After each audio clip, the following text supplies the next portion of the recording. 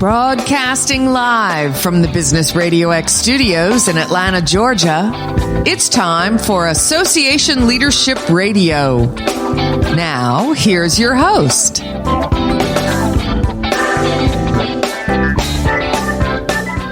Lee Cantor here, another episode of Association Leadership Radio, and this is going to be a good one. Today on the show, we have Julie Swarts, and she is with Employees Assistance Professionals Associations, EAPA. Welcome, Julie. Thank you. I'm excited to learn what you're up to. Tell us about EAPA. How are you serving folks? So EAPA is the Employees Assistance Professionals Association, otherwise known as EAPs. And in the private sector, about 84% of American companies have an EAP on staff. And in the government world, it's about 90%. Yet those 74 million people don't always seem to recognize that this is a benefit that comes with part of their package for employment, and it's a great resource. EAPs are like the unsung heroes of our corporate world. They're there to help individuals who are struggling with mental health issues, maybe depression, anxiety, addiction. If you're dealing with workplace violence, or maybe maybe need a treatment center, maybe you've got an issue with domestic violence or childcare. They're there to help you, and they are amazing individuals who don't get a lot of credit and definitely not overpaid. And we're here to talk about them and the great work that they do. And EAPA is their association that supports them and helps them grow as professionals. And then a person that becomes an employee assistance professional, is that part of HR? Like, how are they involved with the organization?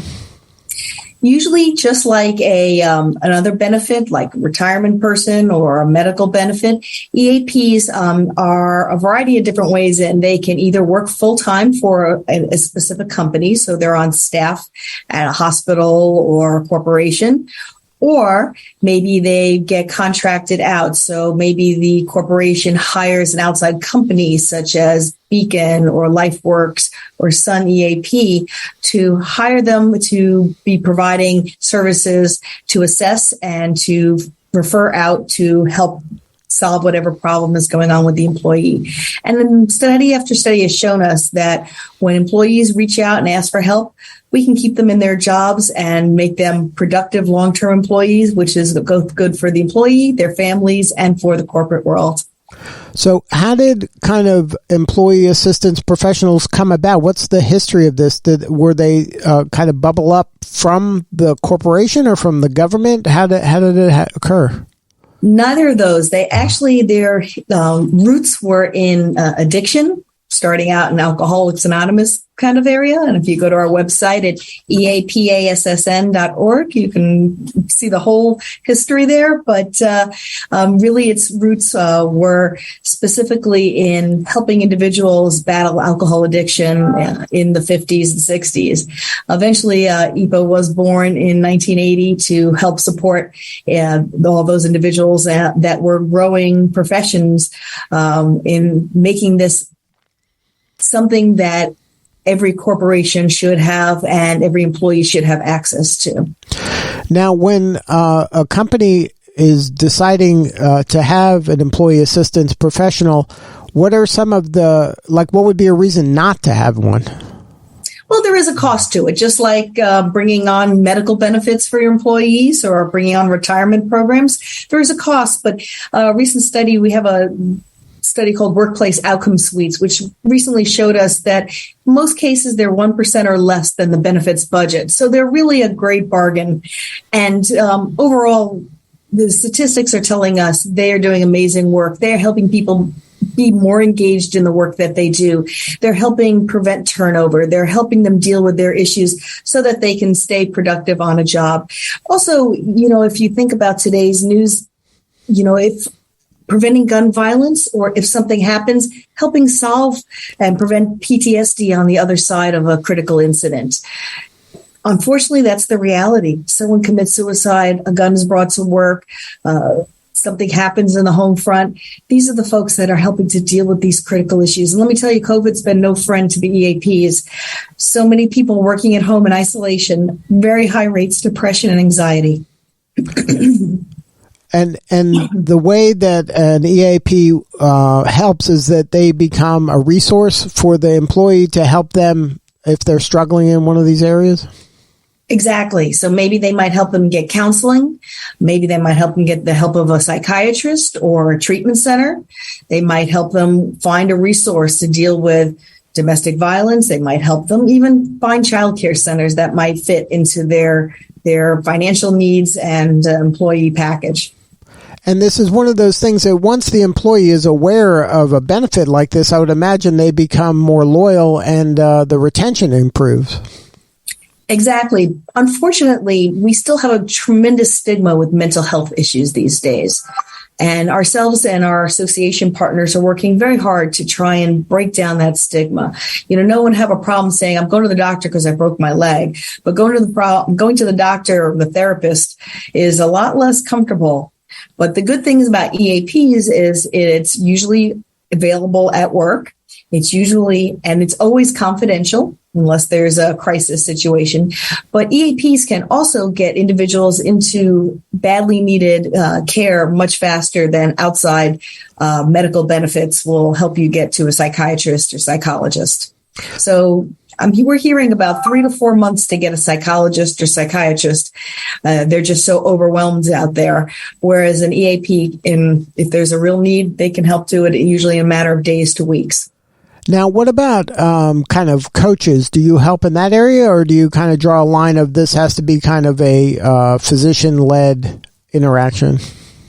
Well, many EAPs are counselors themselves, but there's a very fine line that if they're referring and assessing and referring, they are not doing the counseling themselves. They're usually putting that out and referring that to someone else in the mental health field. Most of our EAPs are licensed social workers, psychologists, counselors, therapists, nurses even. Sometimes they even have their second careers. They've found a calling in the EAP world. So they're really an amazing group of individuals who have received a whole lot of training and now are really putting it right into the daily workspace. Now, as a leader of this group, are you spending a lot of time kind of coaching up your EAPs, or is it educating kind of corporations and government about the services that an EAP can provide? So most of our time in leadership is spent working to educate and develop our EAPs as professionals. We have a certification program called the CEAP. And also we provide a number of educational opportunities in a variety of areas, anything from understanding what's going on with marijuana across the states, understanding different aspects of psychedelics. How do you deal with counseling someone who's addressing the current crisis issues, abortion, gun violence? All those issues are right up front with our counselors. Additionally, we run an annual conference. This year's conference is going to be in Norfolk, Virginia, October 7th through 9th. So we're really excited about that. And then we do things like we are part of a team that is advocating on the federal level for positive mental health advocacy. And we are really looking to bring on the next generation of EAPs. I hate to tell you, but a lot of our folks and myself are beginning to see that gray on the roof. And we're really hopeful that we can reach out to the next generation of social workers, counselors, and really get them to think about EAP as a career choice. Really? So that's a challenge that I would think that this would be an area that a lot of people are drawn to because it number one, it's helping so many people. And there's so many more service-minded people, I would think, today that they would want to kind of feel good about their day each day. I think it's one of those best kept secrets. 74 million people have EAPs as part of their benefits package, yet we don't have anywhere near percentage of 74 million people. It's much lower than it should be. And I think it's because one of the social stigma, and two, I think people don't realize that I have an EAP available and what that means. And I think the biggest successes we've seen have been when CEOs embrace EAP work. They get out there and say, we all need some help sometimes. We're all human beings. No matter where you are in the globe, we are there and we are needing help. And I reach out for help we recommend that you do. We want to keep you around for a long time, and we want to see all your challenges met. And I use the EAP. Why don't you join me when you need that? And by a CEO being able to say that, it goes a long, long way. Also, regular seminars and promotion of that the EAP program is there at work has gone a long way as well. In conjunction with wellness programs such as meditation and yoga, all those are wonderful. But having that mental health issue is really a benefit that's second to none. So now, is there a program for like young people in college so they can learn about being an EAP as a career choice? There is not enough programs in college, and we would love to have more. We'd love to reach out to, we're trying to reach to many academics to get them getting EAP as part of their curriculum, especially in social work and as part of counseling or work as a nurse or a therapist. We really believe that it would be a great asset to their curriculum, and it would help introduce the profession to a lot of people who don't even realize it exists. People who have it as a benefit don't realize it exists. So young people definitely don't, because they usually aren't working at corporations that have that kind of support system. So the EAPs that exist right now and are working, are they sometimes solopreneurs, like that's their business and they're serving a variety of industry or government offices within where they're located? Is that how it works? Or they're part of a mega company that does EAP as a service for lots of people? So the quick answer is yes. We have single practitioners that hang out their shingle and will take on clients as referred. And we have individuals who are hybrid. We have individuals who work in union situations right in on shop floors and understand what's going on day to day with the employees.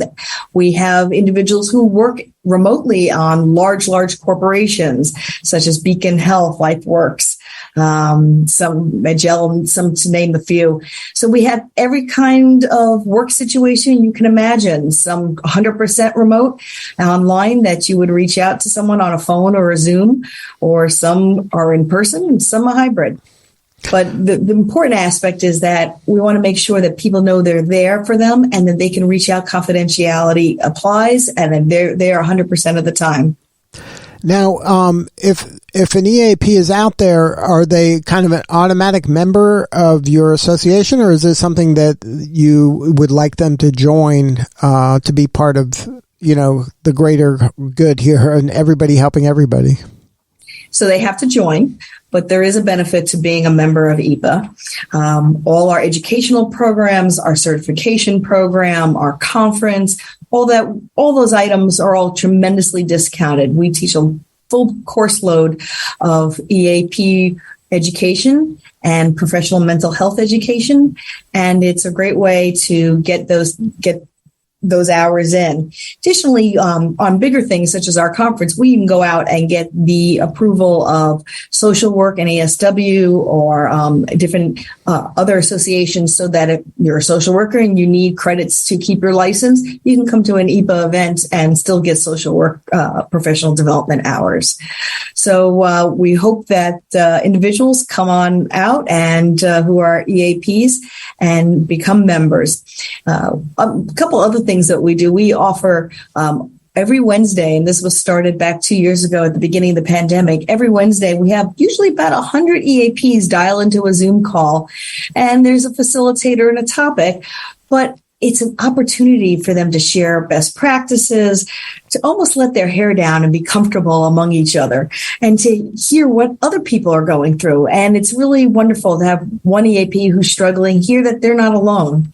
The other thing we've been doing is at the beginning of the year, we gave 16 weeks of, we called them Free Friday webinars for members. You get 16 professional development hours, CEUs, just by coming every Friday and learning a new topic. So we try and provide as much support as we can for our members, and we even find niches. There's a specific group of EAPs in healthcare, EAPs in various aspects in the government.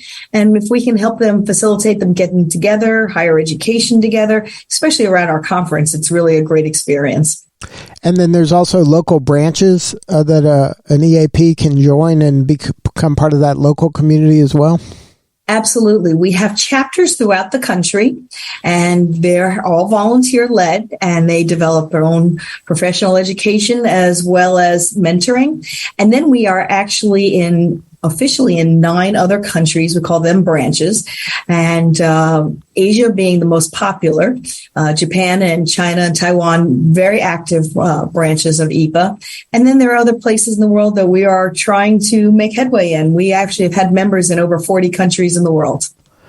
Now, I would imagine if you're an EAP, and what better way to kind of plug into your community and learn just from people, the good, the bad, the ugly, about what's going on, how to grow my practice, what other services are out there, and learn about it and be able to get credentials to increase my value. And it just seems like a no-brainer for anybody that's an EAP. Well, we hope to get in front of everybody and hope they agree with you on that point. And, any profession, whether you're a doctor in the AMA or a nurse in the ANA or any profession, it's always best to join your association. Together we are stronger. We can find a common voice. We can find what is most advantageous for that profession. And we're always to say, all associations are nonprofits. So we are owned and operated by a volunteer board of directors. No one gets paid to be on the board of directors. They give a tremendous amount of hours. And we have a number of committees people volunteer on, whether it's to develop the conference or to support membership or specific task force. Currently, we're actually working on redoing our website. I actually have 973 pages being reviewed by volunteers to make sure they're accurate before they go onto the new website. It's a great way to build friendships, networks, support systems, mentors. Association work has just been a wonderful boom for my personal ethics and goals of my career.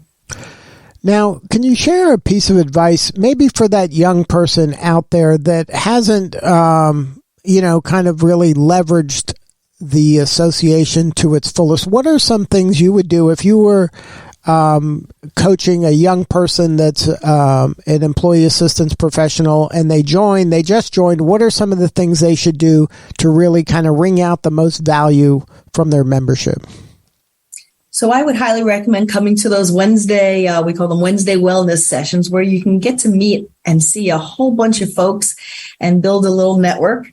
I also recommend coming to our conference where you can build one-on-one opportunities to really find that person that's going to share with you their vision and how they got there. You can see the best of what they do, and it's really an impressive group. And what's always amazing is they're so willing to share their time, their expertise, their talents, and they really want to see the next generation come on. So they are more than welcoming in bringing on new folks. Additionally, we have a great certification program. We've just converted it in the last year to 5 learning modules where you can sit in the comfort of your home in your jammies and learn about EAP work and then take a test. And each time you do that for 5 modules. And then if you're not already an experienced EAP, you can go through our mentoring program where you can learn a lot of different areas by experienced professionals. And in the end, you will have a network, you will have a certification, and you will have resources for questions, concerns, challenges. It'll be everything you need. And then we expect you to get involved and start leading us for the future. Right. And that's an important thing, that joining is great, but you have to get involved, right? You have to take action. You have to kind of volunteer and demonstrate kind of your passion and your intelligence and your skills. Quite often, many things in life are what you get out of it, what you put into it. And I think associations are definitely along those lines. Most people who I've talked to in this association love what they do and are passionate about it, but they are also passionate about the work EAPA does. And we couldn't have formed, developed, and been supportive to the next generation. The staff are not, we are nonprofit professionals. We are not EAPs. We expect EAPs to deliver and determine our direction, our course load, our whatever the next generation of EAPs need. That is all generated by professionals. Now, is there a story you can share about the impact an EAP has made on an organization that you're aware of and maybe help them get to a new level? Well, I'll tell you 2 stories about me personally. So the reason I took this position was, one, I had a good friend of mine, still do, good friend of mine, who realized that she was struggling with alcohol. And she went to her EAP at her work, and they helped her get clean and sober. And she is a recovering alcoholic to this day, clean and sober, and having her best life. And that's the bottom line, is helping workers have their best life. And in addition, I also have a relative who was actually dealing with a very stressful mental health issue. And it turned out he was bipolar, but he didn't know this at the time, went to work and was really suicidal and called his EAP, and they walked him into a mental health facility where he was able to get diagnosed and followed and treated on medication. And he is a very happy and now a productive employee of his company. So those are the kind of success stories I personally have witnessed. I also heard about a great story about an individual who was struggling at a West Coast university, and the EAP was kind of on almost like a retainer. When they thought they really needed assistance, they would call them. So this university department called them, and they said, this gentleman's not doing well. He's struggling in his position, and he keeps talking about his guns, and his coworkers are really getting nervous. So the EAP came in and met with them, and they had a long conversation. And I'm making this sound much quicker and easier than it was, but it was an extensive conversation about what his goals were, what the challenges of the job were. And in the long run, they decided it would have been a great time for him to retire, and he could go out with medical benefits and, nice money package and respect of his coworkers and his supervisors. And it was time. And together they walked down to the HR office. They got the gentleman all the paperwork done, and he left with respect and happiness, as opposed to the scenarios where someone feels very disrespected and underappreciated, and they decide to come back with their guns and find their boss or whoever else in the way. And then you have nothing but tragedy. You have heartbreak, you have violence in the workplace, and there's no win.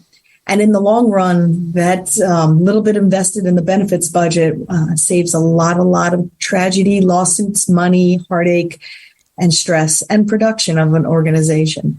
So, EAPs, as I said, are often the unsung heroes.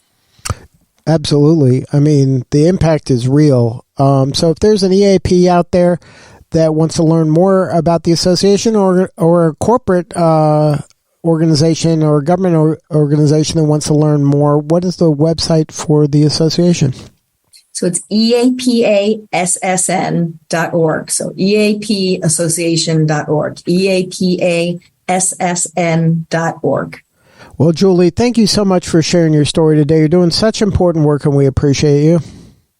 Thank you so much. We appreciate the opportunity to share the great work EAPs are doing throughout the world. All right, this is Lee Cantor. We'll see you all next time on Association Leadership Radio.